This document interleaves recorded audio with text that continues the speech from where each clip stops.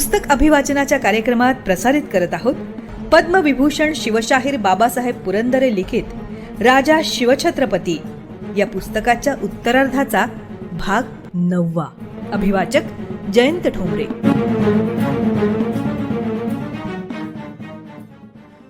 स्वारी बचनूर. मिर्झा राजांची औरंगजेबावर अत्यंत निष्ठा होती. औरंगजेबाशी ते अगदी एखाद्या पतिव्रतेसारखे वागत होते. शिवाजीचा बिमोड करा अशी आपल्या बादशहांची आज्ञा आहे ना, मग केलाच पाहिजे. आपले सारे कौशल्य, अनुभव, बुद्धी, शौर्य, कर्तबगारीपणाला लावून शिवाजीचा बंड मोडून काढीन या निश्चयानं मिर्झा राजे निघालेही होते. हंडियाच्या घाटानं मिर्झा राजांनी नर्मदा ओलांडली. तो दिवस होता 9 जानेवारी 1665. आता त्यांच्या डोक्यात एकच विचार घोळत होता.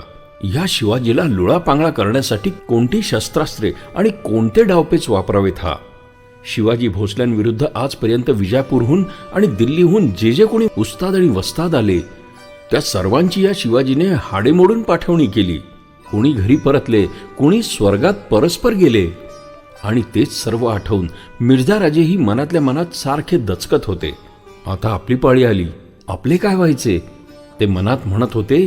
शिवाजी मोठा दरोडेखोर, मोठा हुनरवंत आणि मर्दानी शिपाई, अंगाचा खासा आहे. अफजल खान आंगे मारिला, शाहिस्ते खानाच्या डेऱ्यात शिरोन मारामारी केली. आपणास यश कैसे येईल? आणि यश मिळावे म्हणून मिर्झा राजांनी शिवाजी आराधना करण्यास प्रारंभ केला. दिलेर खान पठाण मिर्झा राजांच्या छावणीत दाखल झाला होताच. दिलेर खानावर फार मोठी जबाबदारी होती, दुहेरी जबाबदारी. औरंगजेबानेच ती त्यांच्यावर टाकली होती. दुसरी जबाबदारी म्हणजे शिवाजीचा बिमोड करण्याची आणि पहिली जबाबदारी म्हणजे मिर्झा राजांवर लक्ष ठेवण्याची. औरंगजेबानेच त्याला गुप्त मंत्र पाठवला होता की सांभाळ रे बाबा, हा मिर्झा राजा राजपूत आहे आणि तो शिवाजीही त्यांच्याच जातीचा आहे. दोघेही एकदिल होऊन काहीतरी फितवाफितुरी करतील. तू मोठ्या ऐदबाराचा खानाजाद म्हणून त्यांच्याबरोबर पाठवलाय. शाही मसलतीच दगा होणार नाही, त्याबाबत तू खबरदार राहा. मिर्झा राजांवर लक्ष असू दे. ज्या औरंगजेबा करता मिर्झा राजे ह्या म्हातार वयातही आपल्या जीवाचा आटापिटा करीत होते, तो औरंगजेब असा होता. दुसऱ्याचा विश्वासघात करणारी माणसं नेहमीच अत्यंत संशयी असतात, कपटी असतात. पण काय करायचे, मिर्झा राजांचे औरंगजेबावर फार प्रेम होते ना, आणि प्रेम म्हटल्यानंतर सगळेच प्रश्न संपतात. लवकरच मिर्झा राजे बऱ्हाणपुरास येऊन पोहोचले. तो दिवस होता 19 जानेवारी 1665. यावेळी एकूण 30,000 स्वार राजांच्या छावणीत होते. छावणी शहराबाहेर होती. फौजेचा आकडा रोज जास्त फुगत चालला होता. शिवाय शिवाजीच्या जास्तीत जास्त शत्रूंना आपल्या छावणीत एकबळ करण्याचा प्रयत्न मिर्झा राजांनी सुरू केला होता. विजापूरकर आदिलशाह, गोवेकर पोर्तुगीज, जंजिरेकर सिद्धी, रामनगरकर आणि जव्हारकर कोळीराजे, जावळीकर मोऱ्यांचे भाऊबंद, बेदनूरकर नाईक, बसवा पट्टणकर नाईक वगैरे अनेक शिवशत्रूंना गोंजारायला राजांनी सुरुवात केली. कुणाकडे वकील पाठवले होते, कुणाकडे पत्रे पाठवली होती. मिर्झा राजांच्या छावणीत असलेल्या निकोलाओ मनुची, फ्रान्सिस्को डिमेलो आणि डायगो डिमेलो या 3 गोऱ्या सरदारांना वकील म्हणून मिर्झा राजांनी काही ठिकाणी पाठवून दिले होते. महाराज राजगडावर होते. त्यांचे बातमीदार हेर स्वराज्याच्या आत बाहेर सर्वत्र विखुरलेले होते. बऱ्हाणपुराहून फार मोठे अवजार घेऊन मोगली लष्कर औरंगाबादकडे येत आहेत आणि तसेच ते पुढे स्वराज्यावर लोटणार आहे, अशा बातम्या हेरांनी टिपल्या. बातमीदार जीव खाऊन राजगडाकडे दौडले. महाराजांना त्यांनी खबरा सादर केल्या. जयसिंग मिर्झा राजा 80,000 स्वार बरोबरी दिलेर खान 5,000 पठाण, 80 फौज येत आहे. पुन्हा आणखीन एक प्रचंड उलटी लाट अंगावर येत होती. उलट्या वाऱ्याशी, उलट्या लाटांशी महाराज सतत झुंजत होते. विश्रांती नाही, कुणाची मदत नाही. स्वराज्य स्थापनेचे व्रत किती कठीण होते. कठीण नाही ते व्रत तरी कसले. आणि महाराजांची छातीही आता ढालीसारखी अगदी टणक झाली होती. आणि नेतोजी, तान्हाजी, येसाजी वगैरे मंडळी आता निगरगट्ट झाली होती. काळजी करीत बसायची आणि दचकायची बिचकायची चाल आता बंदच पडली होती. मोगलांची फौज काय बऱ्हाणपूरहून निघाली आहे, मग अजून आपल्यापर्यंत पोहोचायला त्या अजगराला अजून खूप अवकाश आहे. तोपर्यंत बघा दुसरीकडे काही साधतंय का, अशी बेडर वृत्ती झाली होती सर्वांची. आणि खरोखरच महाराज दुसऱ्या एका कामगिरीवर निघाले. त्यांना पूर्वीच्या अनुभवावरून माहिती झाले होते की मोगली फौजा कधी वाघाच्या वेगाने येत नाहीत. त्या येतात म्हशीसारख्या झुलत डुलत डुंबत. म्हणून पूर्वीच योजून ठेवलेल्या एका स्वारीवर महाराज निघाले. ती स्वारी होती आरमारी. महाराज मालवणला आले.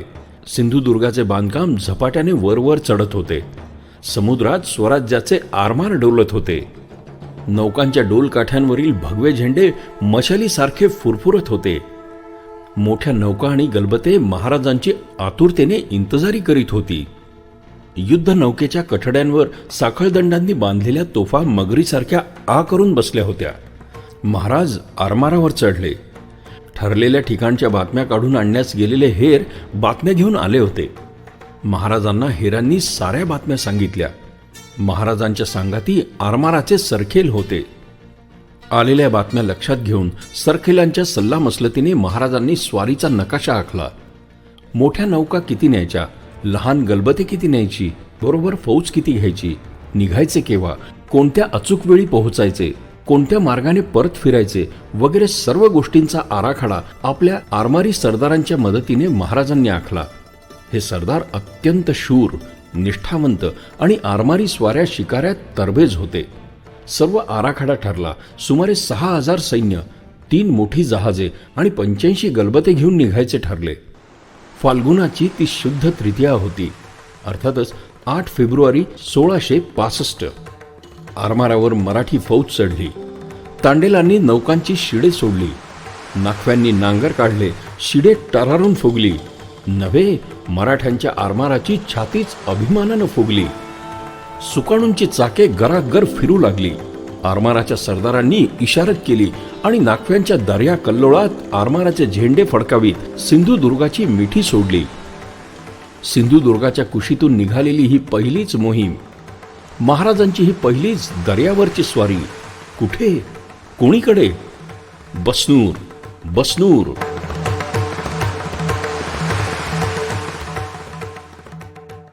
बदनूर नायकांचे बसनूर. गोमंतकाच्या दक्षिणेला कडवाड अर्थात कारवार होते. कडवाडच्या दक्षिणेला बसनूर होते. त्याला कानडीमध्ये लोक म्हणत बसरूर, मराठी लोक म्हणत बसनूर आणि फिरंगी म्हणत ब्रासलोर. काही गोरे लोक म्हणत बर्कलूर, इंग्रज म्हणत बर्सिलोर आणि मूळ संस्कृत नाव होतं वसुपूर. हे शहर अतिशय श्रीमंत होतं. शहराचा बंदोबस्त काहीच नसल्यासारखा होता. महाराज बसनूर जिंकावयास चालले नव्हते, लुटावयास चालले होते. आणि केवळ बसनूर उरकून परतण्याचा बेत नव्हता, तर परतताना गोकर्ण महाबळेश्वराचे दर्शन घेऊन अंकोल्याला भेट देऊन कारवारची पाहणी करून माघारी येण्याचा त्यांचा मनसुबा होता. सर्र सर्र पाणी कापीत 3 मोठ्या नौका आणि 85 लहान गलबते निघाली. त्या 3 मोठ्या नौका नागिणीसारख्या सळसळत चालल्या होत्या आणि 85 गलबतं एखाद्या पिलाप्रमाणे आजूबाजूने धावत होती. वर आकाश होते आणि खाली समुद्र होता आणि सागराच्या प्रचंड शिंपल्यामध्ये महाराज होते. रात्र झाली. गलबतांवरचे आरमारी कंदील पेटले. ही शुद्ध तृतीया होती. फाल्गुनी रात होती. अवघ्या 2 घटकांपुरती चंद्रिकेची साथ होती. महाराजांच्या संगतीनं उसळत्या लाटेवरती दख्खनच्या दौलतीची चपळ गलबते धावत होती. तिकडे बसनूर मात्र लाखांची दौलत उशाशी घेऊन झोपले होते. अगदी शांत, अगदी निवांत. अकस्मात झडप घालून महाराज ते लुटणार होते. होय, लुटणार होते. अगदी निरुपाय होता. स्वराज्याची कितीतरी कामे पैशा वाचून अडत होती. तोफा तयार करण्याचा कारखाना काढायचा होता. तोफान वाचून सतत अडत होते.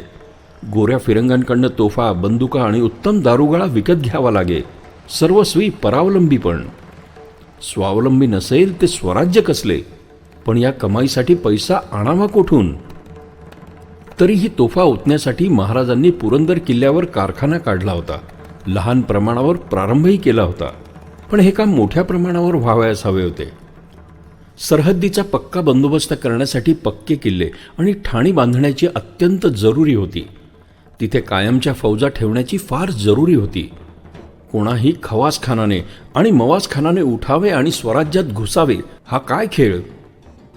पक्क्या संरक्षक शिबंदीच्या फळ्या उभ्या केल्याविना सरहद्द सुखरूप राहावी कशी? पण या कामासाठी लागणारा अफाट पैसा आणावा कुठून? पश्चिम किनारा म्हणजे स्वराज्याचा किनारा. तो बळकटपणे आपल्याच ताब्यात राहिला पाहिजे.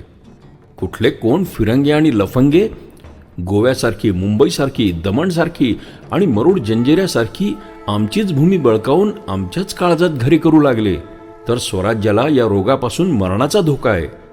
एके दिवशी त्यातलाच एखादा कावेबाज इंग्रज हळूहळू पाय पसरून सबंध स्वराज्यच गिळून टाकल्याशिवाय राहील काय? मग हे इंग्रज, पोर्तुगीज आणि सिद्धी जिद्दीने झुंजून हद्दीबाहेर फेकाव्यासच हवेत. त्याकरता मोठमोठी लढाऊ जहाजे बांधण्याची जरुरी होती. नवे नवे आरमारी तळ बांधण्याची आवश्यकता होती. जंजिऱ्याचे उरावरी नवा जंजिरा उभा करण्याची नितांत निकड होती. मराठ्यांच्या समुद्रावर मराठ्यांचीच सत्ता हवी होती. कारवार, गोवा, जंजिरा, मुंबई इत्यादी एकूण एक ठाणी मराठी दौलतीत दाखल व्हायला हवी होती. त्यासाठी युद्ध साहित्य, युद्धनौका, सिंधुदुर्ग सारखे जलदुर्ग हवे होते. त्याकरता अपार पैसा हवा होता. पण तो आणायचा कुठून? विजापूरकर आणि मोगल बादशाह यांची वारंवार होणारी राक्षसी धाड कायमची बंद पाडायची होती. नव्हे, या सुलतानांचे श्वासोच्छ्वासच बंद पाडायचे होते. गंगा, सिंधू, यमुना, चंबळा, झेलम, शरयू, सगळ्या सुरगंगा, मथुरा, काशी, प्रयाग सगळी श्रीस्थाने आणि सगळी भूमीच मुक्त करावयाची होती. महाराष्ट्राच्या स्वराज्याचा जन्महेतूच मुळी हा होता. तीर्थक्षेत्रे सोडवावी. केवढे विशाल स्वप्न, केवढे पवित्र, उदात्त, उत्तम ध्येय मराठ्यांनी आणि स्वराज्याने डोळ्यापुढे धरले होते.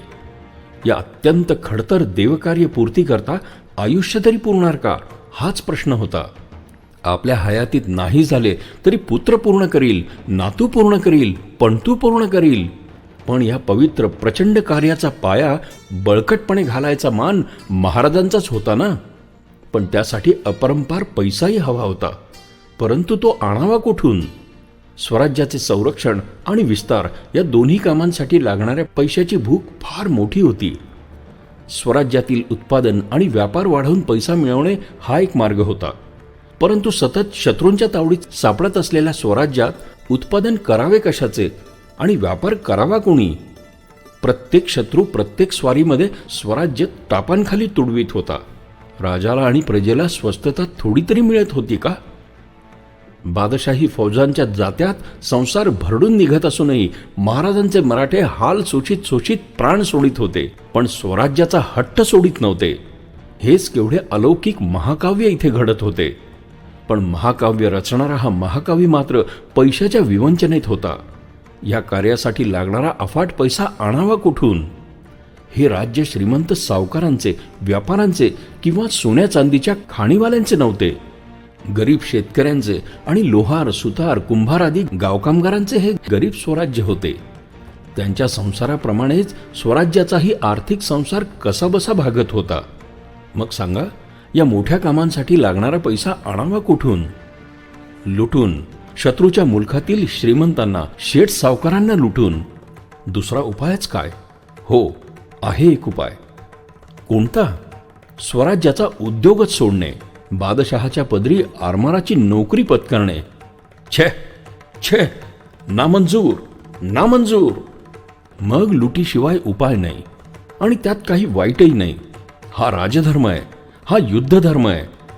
ज्यांना राज्य मिळवायची असतील, चालवायची असतील आणि ती चिरंजीव करायची असतील, त्यांना हे कर्तव्य केलेच पाहिजे. शत्रूला हैराण आणि दुर्बळ करण्याचा हाच अचूक मार्ग. अर्थात स्वराज्याची आर्थिक भूक भागवण्याचा हा काही कायमचा मार्ग आहे असं महाराज मानित नव्हते. शेवटी व्यापार आणि उत्पादन याच दोन्ही मार्गांचा अवलंब ते निसंशय करणार होते. पण तूर्त वेळच मिळत नव्हता. त्यातल्या त्यात सद्यस्थितीतही व्यापार आणि उत्पादनासाठी जे जे करणे शक्य होईल ते करीतच होते. लुटीच्या उपक्रमामागे महाराजांची ही अशी भूमिका होती आणि लुटीच्या बाबतीतही त्यांनी एक नीती ठरवलेली होती. ती ते कटाक्षाने पाळीत असत. गरीब लोक, स्त्रिया, मुले, वृद्ध, गाईवासरे, मंदिरे, चर्चेस, मशिदी, दर्गे, कोणत्याही धर्मातील साधू संत, धार्मिक ग्रंथ वगैरे गोष्टींना त्यांच्याकडनं कधीही इजा पोहोचत नसे. मागितलेली खंडणी देणाऱ्या श्रीमंतासही ते कधी त्रास देत नसत. लूट परस्पर कुणीही सैनिक स्वतः पळू शकत नसे. सर्व लूट सरकारी खजिन्यातच जमा होत असे. त्यामुळे लूट करणाऱ्यांना ही जाणीव होत असे, हे धन आपण स्वराज्याच्या म्हणजे धर्मराज्याच्या म्हणजेच कल्याणाकरता नेत आहोत.